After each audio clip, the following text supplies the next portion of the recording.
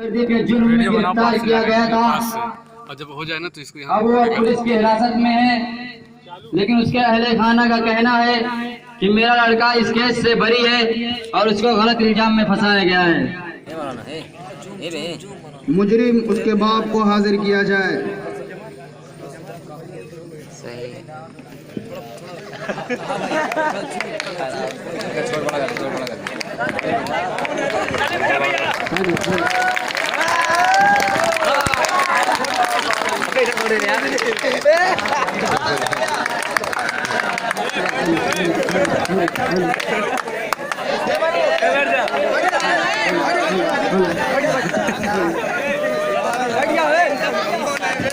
ले यार उधर, अबे उधर अब जा सामने दिखेंगे।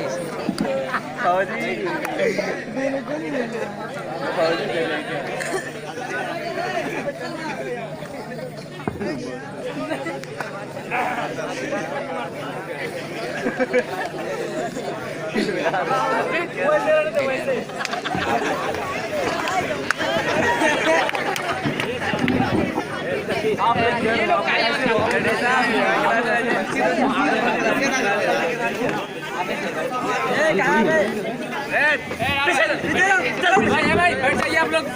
खुशी मना कर रहा है सभी से जनाब जज साहब भेजा भेजा शहीद पकड़ो यार तुम लोग आगे का बढ़ जाओ।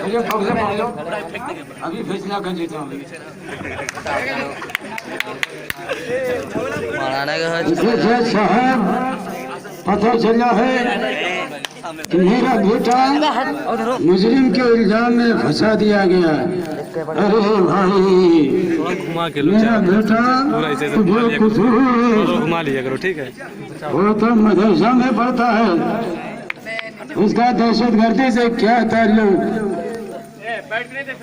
और जज साहब मैं बुरा आदमी हूँ,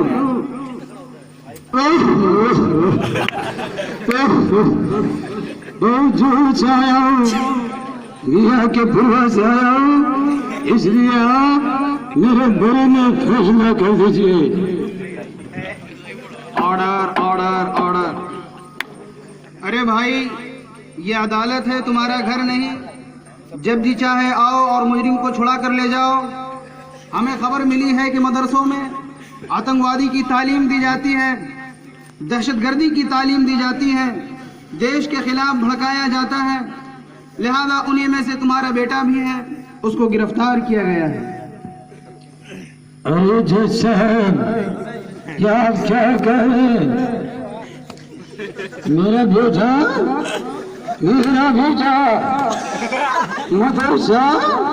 मदरसा में जिहाद की ट्रेनिंग और दहशतगर्दी की तालीम, ये कैसे हो सकता है? ये आपको गलत खबर मिली है। ये किसी की घिनौनी साजिश है। वहाँ मुसलमानों भाइयों, वहाँ तो फूलों प्यार के मोहब्बत खिलते हैं। वहाँ तो ऐसे अफराद पैदा होते हैं जो लोगों में उखुवत मोहब्बत फैलते हैं। वहाँ तो ऐसे मुजाहिद सुफीद पैदा होते हैं।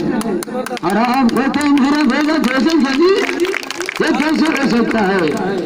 वहाँ अपना खून पसीना बहाकर हिंदुस्तान की आजादी के लिए तन मन धन की बाजी लगाकर, हिंदुस्तान की आजादी के लिए तन मन धन की बाजी लगाकर अंग्रेजों के फुलादी पंजों से हिंदुस्तान को आजाद कराया, जिसकी वजह से हम आराम हिंदुस्तान में आराम सुकून के चैन लेते हैं। और आप कहते हैं मदरसा बाबले बा मदरसा में जिहाद, मदरसा में जिहाद की ट्रेनिंग और दहशतगर्दी की तालीम दे सकते। अल्लाह रहम करे, अल्लाह रहम करे।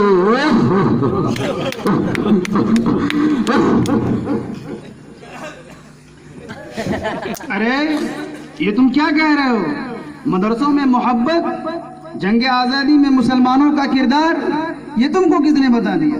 जंग आज़ादी में तो मुसलमानों का कहीं किरदार ही नहीं है। देश को आज़ाद कराने में हमारे आबा अजदाद पंडित जवाहरलाल नेहरू, रविंद्रनाथ टैगोर, राष्ट्रपति महात्मा गांधी जी का हाथ रहा है। इसमें मुसलमानों का तो कहीं से कोई किरदार ही नजर नहीं आता। दूसरे चचरा कहीं के मजा छुआ में पढ़ाओ भेजो, पता नहीं कहाँ फंसा देवा था, साथ में पैसों खर्च करो, अब बदनामा हो। अल्लाह रहम करे। काजी कहाँ बोले छो, काजी कहाँ बोले छो? अरे जज साहब, अरे जज साहब, मुझे लगता है आप शायद अपने आंखों में ताज परस्ती के चश्मा लगा रखा है जो आपको एक तरफा दायरे से निकलते हैं। अरे ये तुम्हें मालूम है इस गुस्ताखी के जुर्म में जेल भी हो सकती है। जेल? जेल? अरे जेल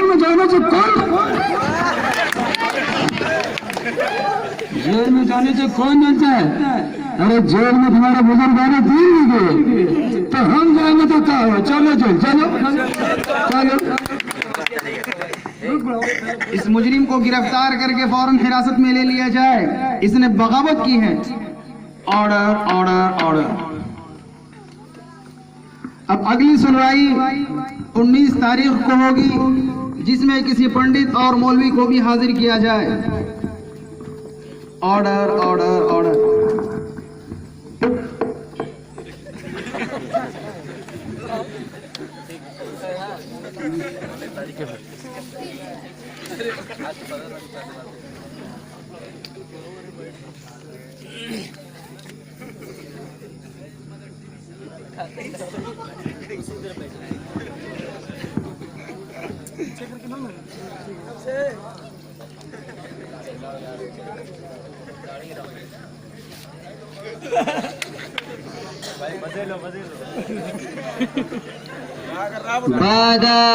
बामुलाहिजा होशियार मिस्टर जज खुराना तशरीफ ला रहे हैं।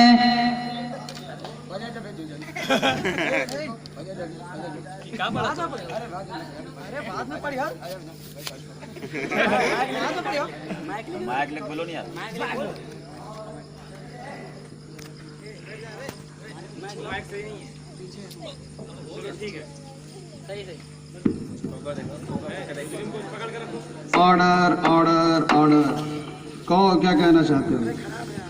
मुल्जिम सईद का कहना है कि जंग आज़ादी में मुसलमानों का अहम रोल रहा है और उन्होंने उसके लिए मौलाना अरशद मदनी साहब का सहारा लिया है, जो कि साबित करेंगे कि जंग आज़ादी में मुसलमानों का क्या अहम रोल रहा है और उनका मुकाबला करेंगे साक्षी महाराज। पंडित और मौलवी को हाजिर किया जाए। Order order order. जैसा शहीद थोड़ा छुट्टी लगावा।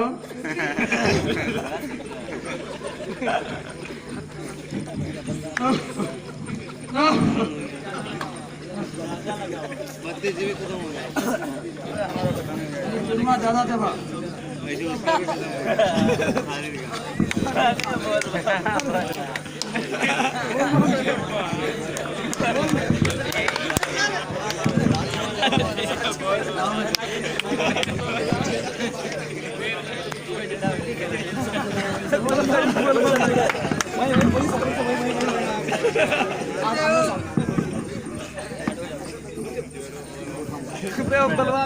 सुनाओ क्या मामला है? जय जय श्री राम। बताइए मौलवी साहब, मुसलमानों का जंग आज़ादी में क्या भूमिका रही है? अरे बाबा, पहले आप ही बता दीजिए कि जंग आज़ादी में आप लोगों का क्या रोल रहा। ओ जय श्री राम। वैसे तो हमें बताने की कोई आवश्यकता नहीं कि हम लोगों का जंग आज़ादी में क्या भूमिका रही है। इस देश का हर वासी, नारी से लेकर बालक तक, युवाओं से लेकर महापुरुषों तक सभी इसका ज्ञान रखते हैं। तब कहीं जाकर कि ये भारत देश हमारे ही रुक्तदान से आज़ाद हुआ। परंतु हल्की सी टिप्पणी का प्रकाश डालते हैं ताकि आप लोगों का ध्यान केंद्रित हो जाए।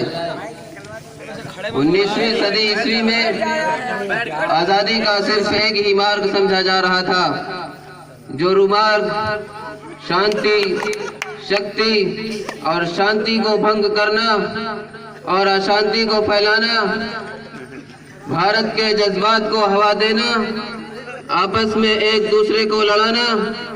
किंतु पूरे कार्य राष्ट्र महात्मा गांधी, पंडित जवाहरलाल नेहरू, रविंद्रनाथ टैगोर, राजा महेंद्र प्रताप समान अन्य महापुरुषों ने बरतानवी साम्राज्य से अपना लोहा मनवाया।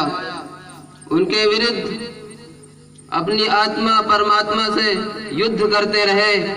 आखिरकार अंग्रेजों का यहाँ से रफू चक्कर होना पड़ा। तब कहीं जाकर ये भारत देश हमारे हित में आया।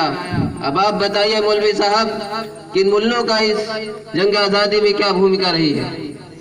बाबा, जो आपने तारीख बयान की है इसमें कोई दो राय नहीं है, मगर आपने सिर्फ एक तरफा बात की है, अपनों का जिक्र किया और दूसरे को भूल गए। अगर आप तारीख की किताबों का बगौर मुताला करते तो हकीकत आश्कार हो जाती। चलिए फिर भी हम जंग आज़ादी के आपको कुछ झलक देते हैं। दर हकीकत 1857 में जंग आज़ादी का नुक्ता आगाज है, जिसका नशा सबसे पहले मुसलमानों में छिड़ा, क्योंकि अंग्रेजों ने हुकूमत इख्तिदार मुसलमानों ही से छिड़ा था। इसलिए कुदरती तौर पर लाजिम था कि सबसे ज्यादा परेशान मुसलमान थे। 1857 में अंग्रेजी फौज के सिपाहियों ने हुकूमत से बगावत की। अंग्रेजी फौज की हुकूमत से बगावत की और अंग्रेजों ने अपने ही अफसरों को गोली मारकर दिल्ली पर काबू होने के लिए चले, लेकिन उनकी ये तहरीक नाकाम हुई। फिर क्या था, उन्होंने इंतकामी कार्रवाइयों का आगाज शुरू किया। इसमें तमाम मुसलमानों को कुचल दिए गए। दिल्ली के चांदनी चौक ही नहीं बल्कि दिल्ली के बाहर तमाम चौराहों पर मुसलमानों और उलमाओं को सूली पर चढ़ा दी गई। जहां मुसलमान मिलते, जिस जगह मिलते, फांसी के फंदे पर लटका देते। लाशें फंदे पर लटक गई, आंखें उबल पड़ी, ज़बान मुंह से बाहर निकल आई। फिर इन मुजाहिदीन की सरगर्मियों का आगाज सैयद अहमद शहीद राय बरेलवी रहमतुल्लाह अलैह और सैयद शाह इस्माइल शहीद रहमतुल्लाह अलैह से क़यादत हुआ था। इसके बाद हज़रत शाह, हमारी ताकत कमजोर नहीं हुई बल्कि और मुस्तहकम और मजबूत हो गई। फिर हज़रत शाह अब्दुल अजीज रहमतुल्लाह अलैह मैदान में उतरे और फतवा दिया। उनका फतवा ऐसा था जिससे अंग्रेजों की नींदें हराम हो गई। फिर क्या था, मसनद दर्स पर कुरान और हदीस के दर्स देने वाले उलमा इकराम और खानकाहों में बैठे खून और जिगर के शमे रोशन करने वाले शाइख इज़ाम मैदान में उतरे और इन परंगियों से नबर्द आजमा हो गए और बहुत कोशिश और मेहनतों के बाद ये देश हमारे कब्जे में आया।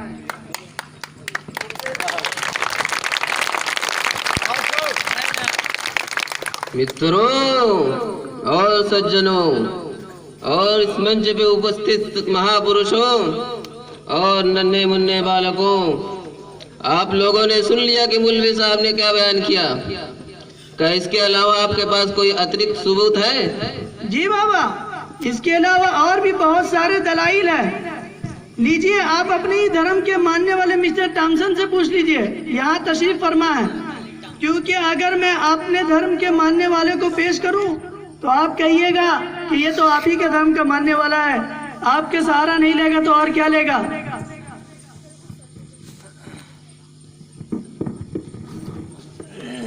मिस्टर टॉमसन को हाजिर किया जाए।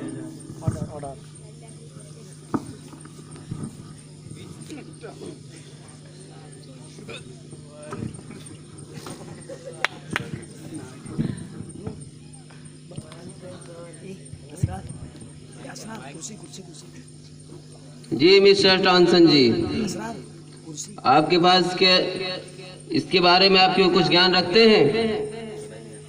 बाबा साहब, इसके बारे में मुझे तो बहुत कुछ ज्ञान है, और यही नहीं, मैंने तो कई किताबें भी आज़ादी हिंद के ताल्लुक़ से तसनीफ़ की हैं। बहरहाल आप कहते हैं कि थोड़ी सी हम टिप्पणी कर ही देते हैं। बाबा साहब, आपको मालूम होना चाहिए कि जंग आज़ादी में मुसलमानों का एक अहम रोल रहा है, कि मुसलमानों के रोल के बगैर आज़ादी ना हो पाती और ये हिंदुस्तान हमारे हित में ना आ पाता। बाबा साहब, आपको मालूम होना चाहिए कि जनाब सैयद अहमद शहीद रहमतुल्लाह अलैह, जनाब टीपू सुल्तान सिराजुद्दौला, जनाब अबुल कलाम आज़ाद, जनाब आज़ाद सुबहानी, ये तो ज़बरदस्त मुजाहिदीन थे। इनके बगैर किताब का हर बाब अधूरा है, इनके जिक्र के बगैर हर सफ़ा फीका है। जज साहब, मेरी तो बस आपसे एक ही रिक्वेस्ट है कि आप अपने इस ठंडे माइंड से सोचकर फैसला मौलवी साहब के हक़ में सुना दें।